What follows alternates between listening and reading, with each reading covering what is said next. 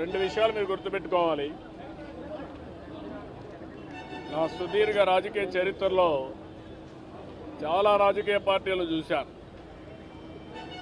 ఒకే ఒక ఎమ్మెల్యేగా ఉన్న ఓంకార్ను చూశాను నేను.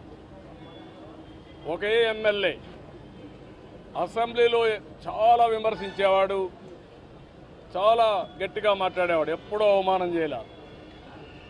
ఆయనకు సమాధానం చెప్పేది.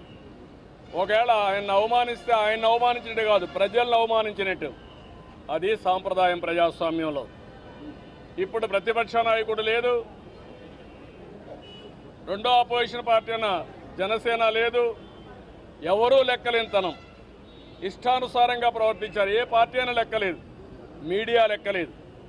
దీనికి మళ్ళీ కులాలు, మతాలు, ప్రాంతాలు కలరబోయడం, దాని మీద అటాక్ చేయడం.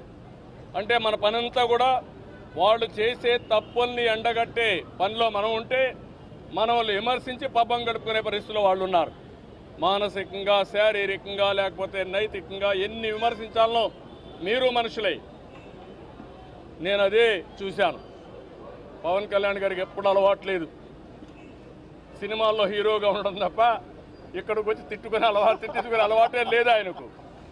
అలాంటి వ్యక్తిని ఇన్ని మాటలు మాట్లాడుతూ ఉంటే నాలాంటి వాడే బరస్ట్ అయ్యాడు. నాకు చాలా ఓపిక అంటారు మీరందరూ, నేనే భరించలేకపోయాను. ఇప్పుడు ఆయన వంతు వచ్చింది, రేపు ఎవరంత వస్తుందో తెలియదు. ఇది ప్రజాస్వామ్య రాష్ట్రంలో. ఆ విషయం మీరు గుర్తుపెట్టుకోవాలి. మీరేంటంటే